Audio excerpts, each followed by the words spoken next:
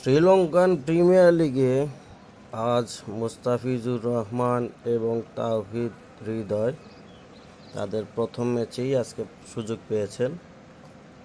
তো তাদের জন্য শুভকামনা জানাই। যদিও তাওহিদ হৃদয় প্রথমে ব্যাটিংয়ে নেমে তেমন একটা সুবিধা করতে পারেনি, 2 বলে 1 রান করে আউট হয়েছে, কিন্তু মুস্তাফিজুর রহমান তার সেই জাদুর কাটার ভেলকি দেখিয়ে কট অ্যান্ড বোল্ড একটি উইকেট ইতিমধ্যেই সংগ্রহ করেছেন।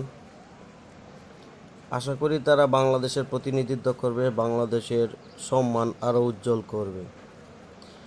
বিসিবির উচিত বাংলাদেশের যে বড় বড় তারকা প্লেয়ারগুলো আছে, ইন্টারন্যাশনাল যেই লিগগুলো চলে বিভিন্ন দেশে, প্রিমিয়ার লিগগুলো T20 ফরম্যাটের, সেগুলোতে চান্স বেশি বেশি করে দেওয়া উচিত।